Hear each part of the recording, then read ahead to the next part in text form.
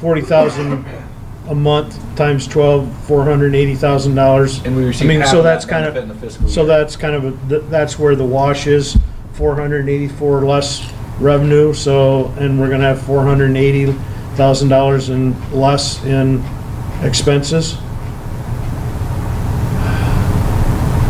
Right? You Well, just, but our net our- income went down too, Right. right? Our expenses are still gonna be going up in the next fiscal year. We're gonna be going from 7.4 to 7.7 million in expenses. It's just if we had kept the PCA where it was at, we would have collected way too much revenue. I grasp that. That's ultimately what it boils down to. You're wondering how we can maintain a cash level when we're dropping our revenue. Right. Or So you're Mark saying is is showing, that- where Mark is showing we want. Well, so you're saying is that the previous budget showed us at a net income of like 900 versus, But you have to remember, Mark's projection is showing 5 years out. And this is only showing the next fiscal year budget. Okay. So 2 years out, I would show another increase in expenses, and our revenue, if it maintains where it's at, our cash would decrease 2 budgets from now. Does that make sense? Because if we did nothing, Mark's numbers showed we'd still be kind of okay with cash. For 2008, okay, for 2018. But if I had we to would develop be- another but if budget we for went next For year, 2000, okay. I would show our expenses even higher, and then our cash would be dropping. I mean, so in 2018, we're 300,000 below, just under 300,000 below what minimum cash level. But if we go to the next year, then we're 600,000 below, and it just keeps going. So that's in the following years. Yes. Okay. All right. I don't know if I explained it well at all, but I think you might have figured it Well, out. I don't know if I asked it well at all. I don't know if you did either. Oh, I'm just looking at $484,000 less, and In our revenue for the next fiscal year, it reflects the PCA drop and the 1.45% increase. In the revenues I'm showing you, which match, which Mark showed, would give us enough cash. Do you know what I'm saying? Mark's also showing a drop in revenues that we would take in if we would keep the PCA at 2.39. So mine does reflect Mark's. okay. I'm sorry if I didn't explain that clear, Perry. Well, I had to think about that for a minute when we, like Perry said, we're $400,000 less. We're gonna generate income next year, but yet we're still showing we're making the same amount of money to have our budget and everything's is fine. And I had to go back and look and, yeah, Okay. I figured it out, but it was slightly complicated. I agree. And this business is complicated. Okay, any other questions? With that, I would entertain a motion to adopt this final budget to go to city council. I'll move to adopt the budget. I'll second. It's been moved and supported to adopt the, with the changes in this meeting. Any further discussion? If hearing none, all those in favor signify by saying aye. Aye. Opposed? Motion carried. On to your Item D. item D. Switch purchase. I believe Megan dropped a file in all of your share files, and it's a letter from King Milling with a quote for a switch. It's okay. I think she dropped it in yours too. Sure. Don't worry where she's going. She doesn't have Oh, okay. Anyway, as part of the South Broadway project, King Milling will be purchasing and owning all of the material to go from overhead to underground, as well as for their facility upgrade. When they purchased their transformer, we went to one of our vendors received quotes. They went to their vendors, received quotes, and our vendor happened to have the lowest quote. We gave that to them. They called the vendor up, and the vendor was able to honor that price and let King Milling purchase that transformer in their name. Now, for this piece of equipment, the vendor is not honoring that, and there would actually be a 20% increase in this switch's cost. For King Milling to purchase it would be roughly an $8,000 increase. So I talked with Dick Wendt, and Dick said that because of the nature of the project, we're working in conjunction with King Milling. It is a joint project, and we're actually going to have a contract with them about, we're going to be doing and installing a lot of this equipment and machinery. That King Milling has agreed to pay us for the switch before we buy it. So Lowell Light and Power is not out any money. This is really a zero cost to us. It saves our customer $8,000. They will own the switch after the first year when the warranty expires. But really, this is just us purchasing it to save them $8,000, and there's no cost to us, and they'll be paying us before we even submit a check to us. Because ultimately what it comes down to, Dick had all his hands in this and approved it. He guided the letter from King Milling, what needed to be in there, so. So there's no real risk. There's a you think, discount. There's zero risk. because of the fact that we'd be owning it during the warranty period, you mean, or? Correct. We would be owning it during the warranty period. They would be cutting us a check when the switch is received.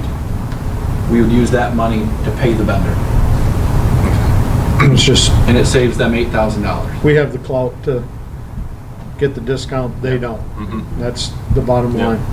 And this isn't something we would be doing for other customers. We will have a specific contract with them for equipment that we will be installing, and we're gonna be helping to set and hook up this equipment. It's not like somebody needs a piece of wire and they can come to us and we're gonna buy it for them and they can pay us back. This is like a specific project that we're actually gonna have a contract with them. So how do you want this motion to read? Motion for Lowell Light and Power to purchase the switch. I think it's $145.16. $145.16 for the South Broadway project, knowing that King Milling will reimburse us for the switch before we submit payment. So Andrew, you've got, because I haven't brought it up on my screen, so if you would read that and make a motion and we'll act on it. Just read the letter, you mean, or just, The amount and all that. okay, so then I'll move to approve purchase of the switch for $39,145.16. Understanding that we will be reimbursed prior to the purchase, is that correct? Upon the Upon arrival. arrival of the equipment. Okay. Do I hear support? I'll support. Okay. It's been moved and supported. Any further discussion? All those in favor signify by saying aye. Aye. Opposed? Motion carried. On to informational items. Alrighty, April 2017, sales were down slightly compared to the previous month last year. We were at 657 compared to 672 last year. The billing days this year were equivalent to that of last year. I believe Megan told me 31 for commercial and residential. So it's really just people using less, or it's the weather, or Sharon just being really good at her job. Customer count was up slightly in residential by 7 and down by 6 in commercial. We moved down to the middle of the page. Requirements in February were down compared to the previous year, and our peak was fairly flat in March compared to the previous year. This was the end of a new quarter. You'll see that the average bill did decrease for residents from $82 to $76. This did result in a cost per kilowatt hour increase, and that's just because the denominator is decreasing. So the cost per kilowatt hour is increasing even though there was no change in rates. Commercial customers use slightly more, but really not much. It was fairly flat, and they maintained a 10.7 cent cost per kilowatt hour. And again, in the coming quarters, we should see this cost per kilowatt hour all-in charge decrease. We move to the second page, investments in cash. You'll see that our total was up significantly at the end of the month. And I would like to point out the green comment that Megan made. Our Huntington cash does include the $605,500 installment purchase agreement that the board approved. We have received that check from Mercantile. We have not been invoiced for any part of the compressor yet. So when you take out that $605,000, we're really closer to 2.9, although it'd be great to have that much, but that money's gonna go out the door. So really consider we're at 2.9, so we're up about 150,000 compared to last month, 300,000 compared to last year. The delinquent balance at the end of the month, the delinquent balance in the previous month was once again zero for the second consecutive month. And the number I look at the most, the delinquent balance of inactive accounts, that decreased by almost $800 compared to the previous month and was down, $1,400 compared to the previous year. So that's the number you really want to target in on. And aging analysis, we were down 5% compared to the previous month and 35% compared to the previous year. So collections are strong, and we will be asking the board for write-offs within the next, I can't remember, it's June or July, but write-offs will be coming. So we're hoping that number shows a decrease compared to last year, and last year I know was really low. So this would indicate we likely will have an even smaller amount to write off this coming year. Any questions on performance data? And we won't go over the second April 2017 performance data. I think we had it in there twice. It says the same thing. One outage in the month of April. 6 customers were affected for a total of 1 hour and 40 minutes for the outage. It wasn't a squirrel? It wasn't a squirrel. Yeah. Unless he pulled out those leaves. That squirrel with his little wrench out there. So significantly fewer outages compared to March. You remember we had, I think, 10 or 11 in March. A lot of wind. And if we round up, which, you know, this is probably wouldn't be proper, but our outage statistics round up to 100% in the AC. 99.9955. So can we say it's 100? I don't know. But you'll see, as of this month, compared to as of this month last year, our AC, Katy, Sadie, and Safety were all down improved significantly compared to the previous year. And for the past month, we were at 99.9999% reliability. So our outage statistics were excellent. Moving on to the income statement, we just talked about cash for the month of, or revenue for the month of April. We're at $657,000 under budget for the month, but you will see as we go 3/4 of the page over to variance, we're within 0.12% for the fiscal year, and on total operating revenue, we're within 0.11%. So to be within $7,800 on total operating revenue, you're talking $7.03 million. Pretty darn close, so hard to beat that. No complaints there. Generation, we were under budget for the month, slightly over for the year. Purchase power, we were significantly under for the month, and we're under for the year.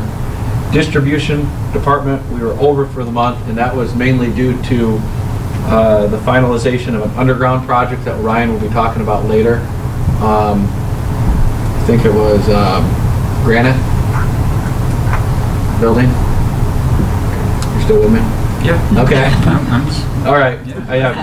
I think that project was finished. I'm trying to remember Megan's email to me about what work order caused that. I think it was that work order.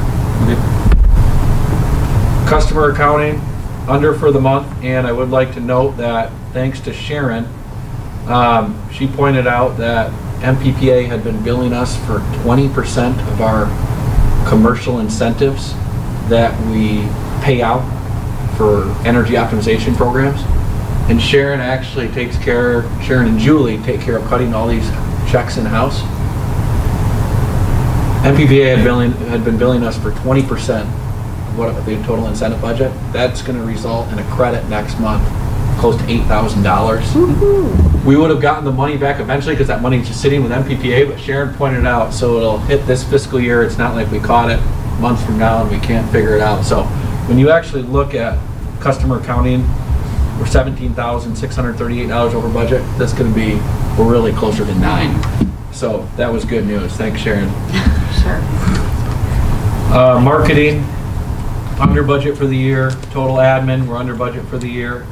Office insurance and maintenance, we're over budget, and that's primarily due to AT&T, which they'll be going away soon.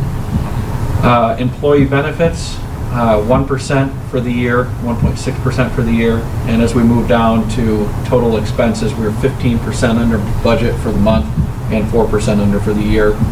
And that brings us to the last page, net income. We had a $79,000 net income with a budget of 29, and we're significantly over for the year, 282,000. So 2 months left in the fiscal year, we're looking strong financially.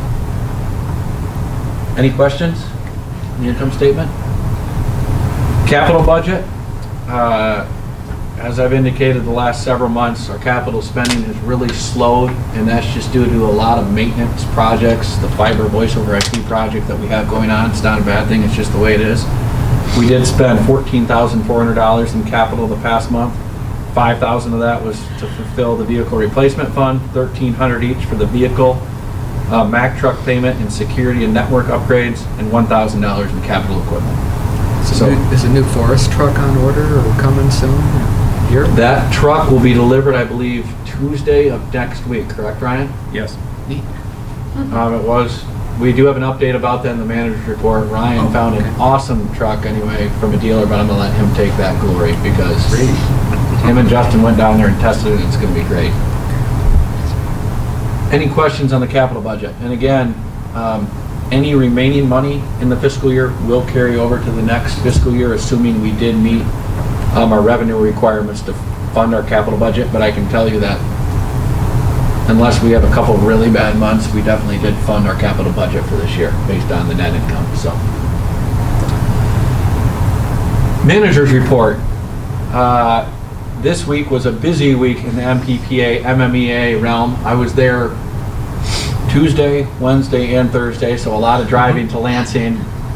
Real late night last night. Not real late, but Tuesday I had a meeting with DTE in Bell River, and the takeaway from that meeting is that they actually expect Bell River to stay running longer than we heard last year, which is great news because our debt service expires. I mean, nothing's guaranteed. We'll see what happens. But last year they indicated it would stay open till 2023, 2025. They're thinking now it could be late 2020s. And the variable cost of that power is maybe 2.5, 3 cents, and that would be passed right on to us. A lot of the cost to Bell River is that debt service, which expires. So that's great news for low light and power customers for the next decade. That was a great takeaway. Yesterday's meeting was the first MPPA annual stakeholders meeting. Marty and Jim and Alan were able to attend, and Pat Bolin gave overview of who the MPPA is, what they do, its members and different services they provide. The Chief of Staff for Governor Snyder, Dick Postumus, was there, and he gave a talk really not on energy, but it was just good to hear from him. But we really heard from Chris McCarthy about the future of energy markets, and he just showed that the economics for natural gas are driving coal out of business, not really the EPA or who was president. With cheap natural gas, how much natural gas there is and the pipelines they're building, it's really the wave of the future, and just basic economics are driving coal out of the business. Plants are older, it costs more, and to reinvest in them just isn't worth it. Well, that graph he had, or that just showed coal going from here to, and Yeah, it it's wasn't like a very coal- long time. No, I mean, coal's going from, 45 to 60% of the market, and within 6 or 7 years, it's going to 25 to 30% of the market. Just based on economics, and that's mainly being replaced, well, it is being replaced all by natural gas and renewables. And that's good news because the board definitely made a huge investment in natural gas-fired combustion turbines, and it looks like we're gonna have the gas next year, so that's a positive for our future. And then we did hear from Mitchell Stanley on Trumponomics. It really didn't have much to do on energy, but it was an awesome presentation. Everything related to the economy, GDP, growth in this country, unemployment, workforce, really the international economy. Alan emailed me and asked for a copy of the presentation if it was recorded because it was really, I mean, this guy was smart as a whip. I'd love for everybody to see it. It's really good Yeah. stuff. I mean, it really is very insightful and cause and effect. A lot of those, I mean, Yeah. this is gonna happen because of this, or this is how we can better position America, or the state of Michigan, or things like that. So, do you have any comments about yesterday? We also took a tour of the Capitol. We had a great dinner yesterday. We got to network. Yeah, we got to meet a lot of, well, I got to meet a lot of people that Steve deals with all the time, and he talks about these people, and it was quite nice to put the face to the people. And then, yeah, it was a lot of fun. The end speaker there, I gotta admit, when he said Trumponomics, you know, it made everybody giggle, didn't it? And then when he started in and he just went, it was incredible. I'm with Alan. If you can get that, I'm not sure if it is taped, but if it is, I'll get with Susan. I checked on YouTube. It's not there, so I'm thinking. but maybe it's not that's something around. that we can, being how this was the first one, and they did say, you know we got to improve. Maybe next year they can, you know. It would be worthwhile to hear again. It I would. agree. Yep. So, the MPPA would like to have a stakeholders meeting every year. It's something I would encourage the board and anyone from the council to go to. I would like to open it up to probably additional staff, especially Julie, Sharon, and Ryan, and Barney in the positions that they are. And so, it was a great meeting, and want to thank Marty and Alan and Jim for going, and Perry. I completely understand. You had just been gone for a week, and you needed to work, so. Need to pay the bills. And then today was MMEA spring membership meeting, and really focused on 3 areas. Mutual aid amongst the state. The MMEA has a platform called Veracity. They're improving that program to a platform called MMEA Connect. It's basically a platform that, it's a central database where all key contacts for utilities are listed. And Ryan, myself, or Mark can go into this database and say, we have a storm and we are requesting 3 crews with this many trucks and this equipment. And it sends out an email blast to every other municipal within the state, all the key contacts, and people can respond. People can also list what different types of major equipment they have within the database, and it can be a running list if you ever need a transformer or a different part or a piece of equipment, or if a truck breaks down, or this is all going to be listed in here. It's going to act as a listserv for maybe just different questions about AMI. We're having trouble with an installation, or what's happening with people's rates. So there's a variety of different topics. And then they're also going to be having regional coordinators for major type of events. So it won't be just an email blast. So this is a platform MMEA is really releasing. They're going to really be targeting the mutual aid, having people work together, and this has been spearheaded by the MMEA. So we got a whole full download of what that program looks like, and the CEO or the president of that company was there to speak and give us a demo of the platform. The MPSC gave us an update on resource adequacy, really making sure that there's enough supply of energy in Michigan in the future with different capacity markets. And we talked about the transition of the apprentice program moving from Great Lakes Energy to a Wolverine and IBEW apprentice program as Great Lakes is getting out of the business. And then we covered basic things like the financial audit report and just other legislative updates from Public Act 341 and 342 that you'll know them as it's increasing renewables from 10 to 15%, the EO and the renewable goal to 35% target by 2025, things of that nature. in a lot more detail. So I'll worry about that and not bore you guys with that. So that's what happened at MPPA and MMEA this week. System generation and upgrade progress.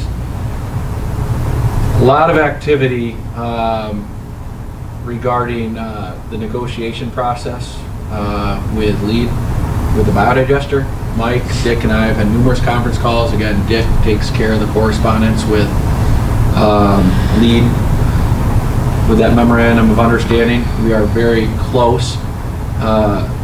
We will be having a meeting with them here in the next couple weeks. And again, the intention is once that memorandum of understanding is finalized, it will go public to the entire board and council where we'll have a joint session meeting. So again, everything right now is still confidential. No one really knows, besides a few people. Harry doesn't really even know the details. So, but you will be hearing more about this probably the next couple months. But progress is being made, is the takeaway. Do you know what's driving, how long it takes? But I guess I didn't expect that it would be months to get this. You know, Jay Roslanik is their principal, Mhm. and he has his own practice, and he's very busy too. And And there's been a lot of, back and forth. Yeah, I understand there's a lot of that. It's just I was kind of thinking a couple months or a few months but now it's like, I don't know what, we're at like 6 months or something, or it was what, October-ish when we, yeah, it was December 1st December.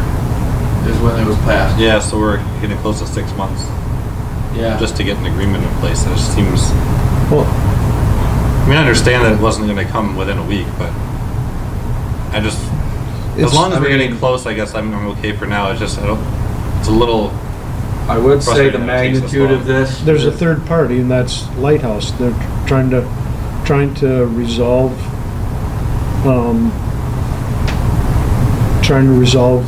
the takeaway from Lighthouse, and that's as much as I can really say. And so, it's not, it's in this whole thing, it's not just the city, Low Line Power, and LEAD. There's a fourth party, Lighthouse, which is a very important party. Right. 400 employees in Oh, the yeah. city, and we have to work through that. okay, yeah, thanks for that. I would agree with Perry. Yeah, that does make sense. There has been activity at the biodigester site. There was a crane on site within the last month, and there have been rumors that I've heard, that Mike Burns has heard, that it's starting up operation. It still does not have a discharge permit. It's not operating. They actually were taking off the cover they installed for the odor mitigation system to further clean out the outdoor IFAS tank. So they were actually doing a lot of cleaning, as well as a full, forensic audit to discover why there was the odor in the first place. And we do not know the results of that, or if they even have came to a result. So we did ask that question of what activity was going on. It's not like anything's restarting. They're just doing a lot of homework, so, which they have that right to. 5-year plan, nothing new at this time. System projects, Ryan, I'll let you take this away. Oh, the conduit installation of the wastewater treatment plant is completed. The fiber cable is actually pulled in, and AMCOM finished all of their connections with all of the fiber installation yesterday. They were here till about 8:30 last night, completely done. Testing is done, labeling is done, so their part is out of the way. So that project is complete as far as that goes. And you were here till 8:30 as well. Yeah. So thanks. Just hanging out. Yep, the hometown furnishings service upgrade, that's completely done, aside from a couple pole removals from the overhead wire that got removed, because we're just waiting for Comcast to finish their part and get their portion and placed in the conduit, and then we can take those poles down. It's in the works. They know that they need to do it. They're just dispatching it out to their contractor, and it's just going through the motions right now. We were able to find a fairly decent forestry truck at a dealer, actually, the Alltech Nuco dealer out of Fort Wayne. It's a huge company that sells bucket trucks, digger trucks, all kinds of line equipment.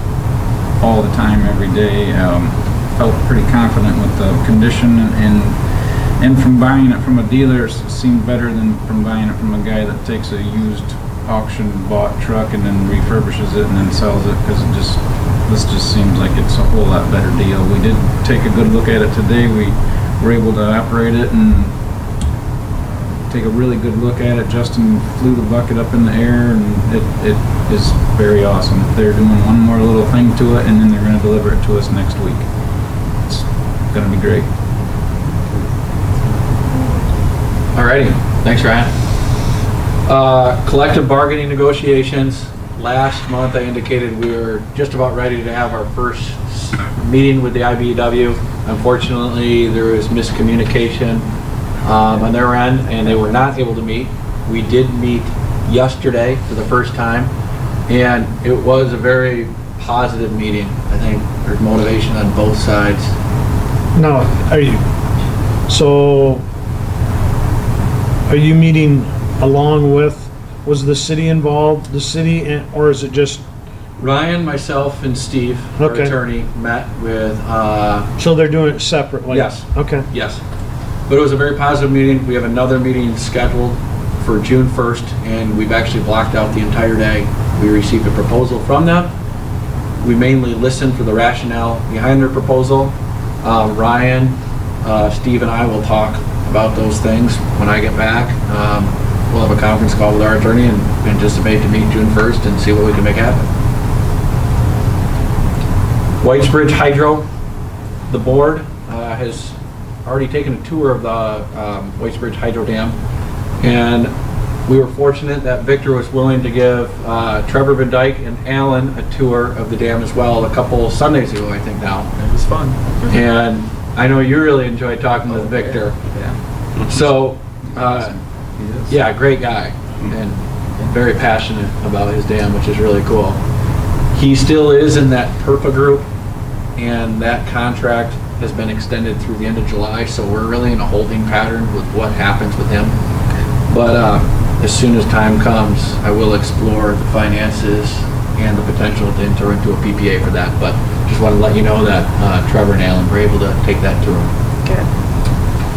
Nothing new with the long-term natural gas supplier, the standby generator, although I will mention that the standby generator we hope to purchase sooner than later. So we now know what size we need to get, and the next fiscal year is starting, and we have that budgeted for, so in the next couple months, you'll see that coming through. Community solar, Ryan Richland Bombard and I met with Performance Services for a second time regarding community solar in Lowell, and it's really a fact-finding stage right now. I received a very, very detailed spreadsheet about solar in Michigan since like 1999, about the output every hour, what it would have been, and I need to compare this to how realistic is that for the future and what energy looks to be selling for on the market in the future, and see the value, the revenue side and the expense side of that.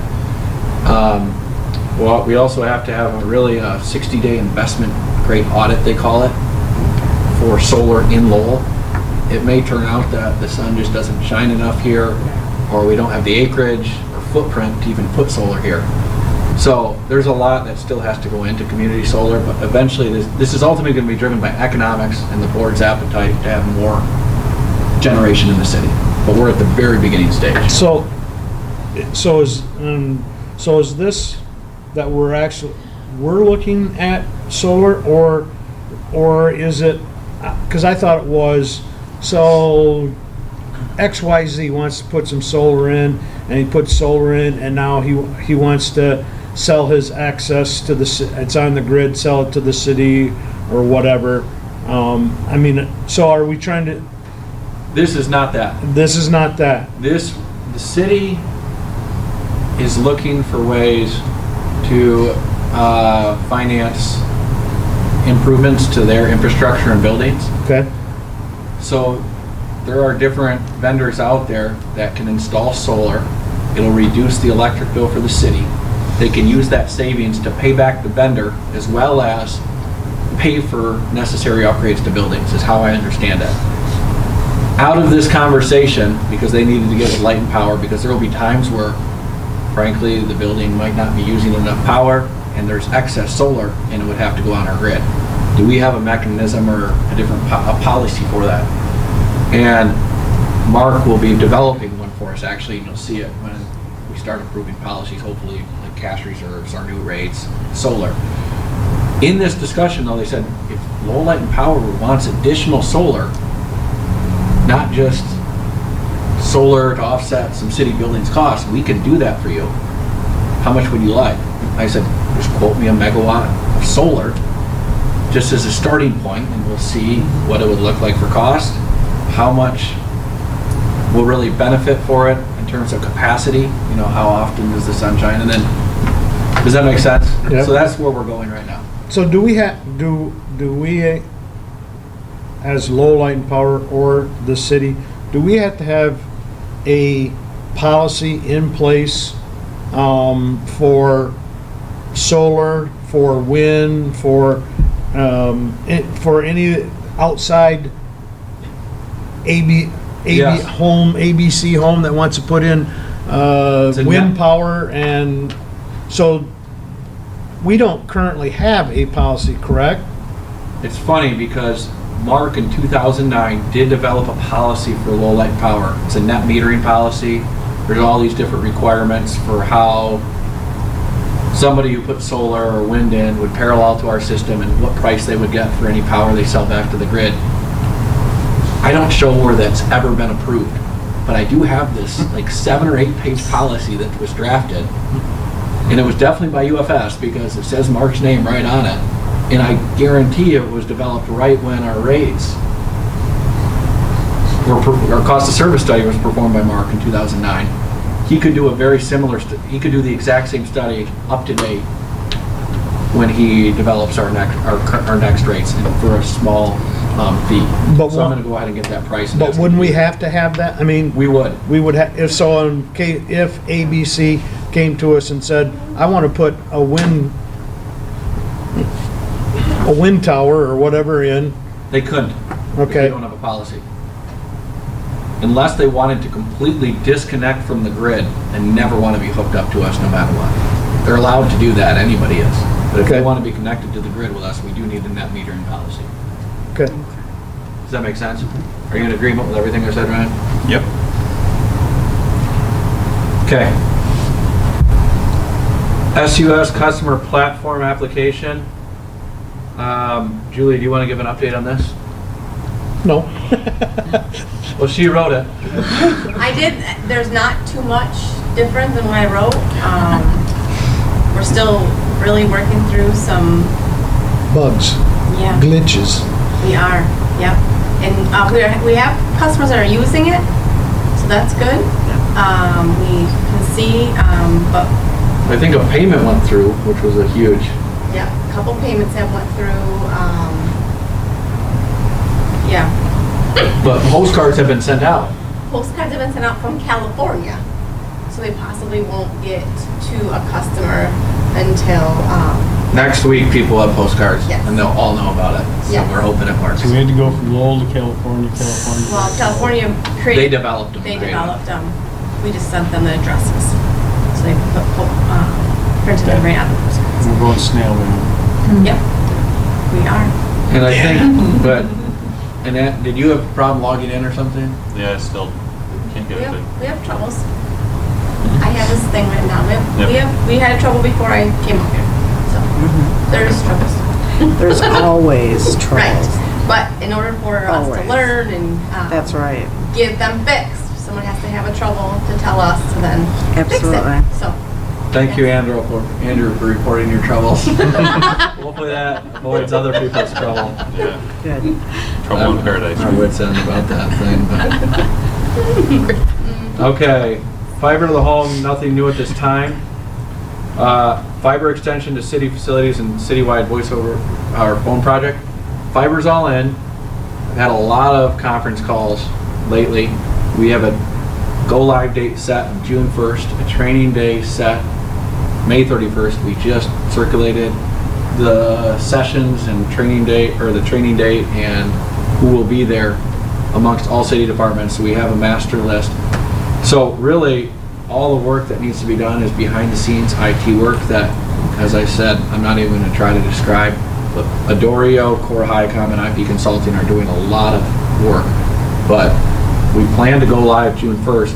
The only hiccup that we know of right now would be AT&T, because they make it very challenging to try to switch from our centric lines to like a business service line to then port it over. Yeah, it's anyway. Access Point is handling that on our behalf, and I think they have it handled, and they still indicate June 1st should be the date. We did promise June 30th, so I'd like to say we're gonna meet that June 30th date.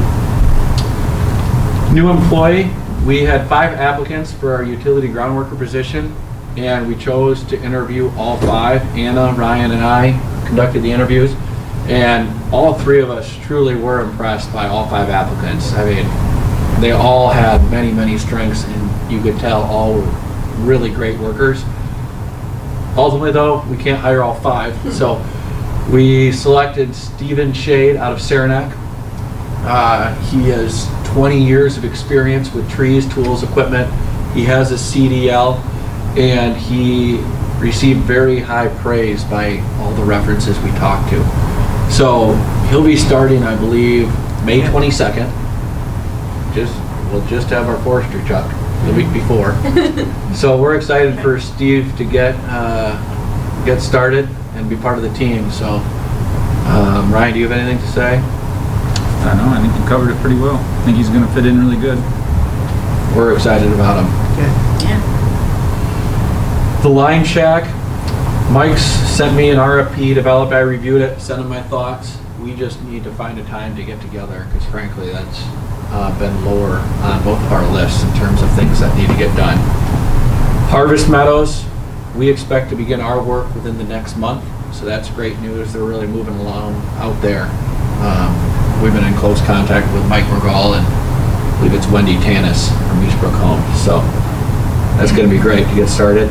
Our website will be going live tomorrow morning.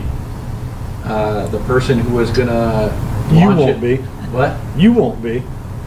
I won't be going? You won't be going live. Oh, okay. Well, I'm going to log in and see Okay. if it's there. They were going to launch it tonight, but the person who was going to be launching it with Betsy was not available, and it takes longer than anticipated. We'll still have the lowell-light.org address, and Nicole will be getting in touch with all of you for pictures. So it's a sharp-looking website, but be on the lookout for that in the next couple I days. got it up on Google Chrome today, but I couldn't get it up on Firefox or Yeah, she had different troubles this afternoon a little bit on it. Yeah, that's just Betsy. And Tim Yes. couldn't get it at all, The so person I had that- to send him some stuff. What's that? Tim couldn't get it into it at all, so I had to send him some stuff today. Yeah, she said that tomorrow would go live, but Says it's sometimes done. it could take all day to go live. Okay. So we might have a temporary no website That's for a day. correct. Yes. That's what it On a says Friday. yeah, On a Friday. 2 of the Yeah. All right, ones, but- that's okay. I'm not too concerned about it. I hope people on our website on a nice Friday. It's Thursday. We already talked about the Line Workers Rodeo, but again, just want to thank everyone who attended. It is a great event, as Perry talked about, and I know Ryan and Mark and Justin really loved it. I do want to make sure that all the guys do get a chance to participate in the future. And I know Ryan's already indicated he'd like to practice kind of throughout the year, so they can keep moving up that leaderboard to first, so. So where did they finish up again? Pressure's on. never There was, I don't know if he knows exactly, but I counted, so I had the scores and it listed, and you can go online or whatever, but I know that there were I lost count, but 15 or 16 teams that were below us. So we're probably Wow. kind of in the middle. How many teams? 75. Shoot. I mean, there was six, So for a first there time were going, that's six, not bad. there were 6 teams that scored 100% in all 5 events. And I think we scored 479. Yes. Yes. So you're talking still a 96, on average, there's 5 events, so it's right Okay. around 96. And then ultimately, it comes down to time if people tie. Yeah. It's so many people, and I mean, you guys practiced probably, what, 3 months in advance? You really started practicing? If you ever go, and I hope you have the Yeah, I hope opportunity so. to go, what you'll see is groups like Lowell, Traverse City, that are working linemen, that they do that every day. Then you have some big companies, That have Santee teams. Cooper, some other ones that actually have, on their staff, I'm sure they probably work also, but they have 20 hours a week dedicated for rodeo time to do things. So, I mean, I give our guys great credit because, again, and I think that's a truer picture of here's a lineman, does it every day, and they're going to this event. They don't have time to sit there and practice 20 hours a week or to devise. I mean, you'll see some of them that have fabricated tools in order to be able to do it faster or whatever. So, I mean, it's, when you go, you have to look at that perspective at the same time. Yep. Yeah, it's really cool. I'm glad we have employees that are willing to go. It's great. And a supporting board. But it's kind of nice to see that a first-time team still is finishing from a small utility, still basically holding its own, right? So, Yeah, I'm proud it'll of be them kind of all. cool to see if you guys do some training and if you can move up. That'd be kind of that'd be a nice challenge, I guess. I know I'm sure Mark you're would looking love forward to to it, go it's and like- keep winning, right? Yeah, you guys seem kind of interested. Practice 6 months in a row. All right, Adopt a Road. On April 26th, we fulfilled our commitment to cleaning up Alden Nash, and we had about a dozen bags of trash. So you always kind of have more after the winter, as we don't pick up during the winter. So thanks to Sharon, Gail, Nancy, Tom, Ryan, Mark for participating. And, what's that? And you. I was there, and myself. Thank you. Good job, Steve. April payables are in your packet, and I would like to point out that our packet, I'm gonna brag about ourselves here. We did improve the aesthetics of our packet, I think, tremendously. Yes, Oh, yeah. color-coded. We now no longer even print the packet. It's not that complicated. We probably all should have known this, but we were able to save all the documents into PDFs, merge it into one large PDF, and it comes out right. It's full color. It looks straight and sharp. So this is the plan for the future. And the performance data device. And the performance data twice. Does You it know, look we can do so two good? color documents. So. But I had a hard time opening it. Really, I had no trouble. rain on my parade, Marty. Just saying. So what- You had it open 100 times too. Remember, we had to close it, and then it finally opened. I didn't do that. That's that squirrel. Yeah, Thanks. with the rest. Can I have one of them little He's cones? like, this won't open. So, So I hit. there's I also hit the- it, and he goes, I They have the hit vote, open the vote on the wind farm, right? Oh, yeah, Oh. thank you for bringing that up. That was in there. There was the referendum vote in Huron County about the wind farm for NextEra, the wind developer. It was a no vote, They got shut which down. means Pretty that hard. as of today, NextEra cannot build their wind farm. Now, we weren't the only people that received a no vote. All the big players, IOUs, DTE, consumers, anyone else building a wind farm up there was pretty much voting no. And this is not the end of it. There were things that were discussed in closed session at an MPPA meeting this past week that I'm not able to share yet. But there still looks to be other potential for other renewable options, potentially even wind with NextEra in Michigan, but I don't think this is the last of it because 4 or 5 years ago, Huron County said, yes, you can put $500 million in transmission here. Now they say no, and all of us are paying for that transmission, and only 15% of that transmission is being used.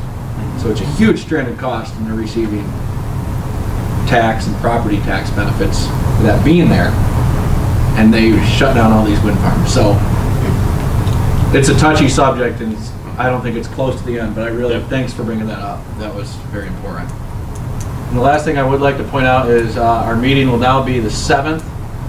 Well, it says, I guess I'm confused because we It's a went from. typo. Okay. Typo. It'll now be the 7th, and Mayor's Exchange Day will be happening in Lowell next week, Friday. The city of Wayland will be coming to town, and Ryan, Barney, and Julie will be giving brief tours of the Lowell Light Power facilities as part of that day. So, and we'll be going to Wayland, I believe, next month. I don't know the date, but yeah, maybe that'd be good to have the date if you have it, or I can email it to you. Anyway, that's all I have. Thanks. Which Wayland does not have their own municipality owned electric. Oh, I know. Maybe we can convince them to get one. They have that right. Okay, moving on. So we went, next meeting, June 7th, board comments. Andrew? I have no comments. Marty? Yesterday I had a blast down there. Got to meet a lot of really interesting people. Some really good speakers. It was a good time. I hope next year we can take a busload of people down there because it was informative. The tour of the Capitol, I haven't done that since I was in, I don't know, 6th grade or whatever. Just the other day. I thought it was bigger. But no, it was interesting in there. And who was our last speaker there in the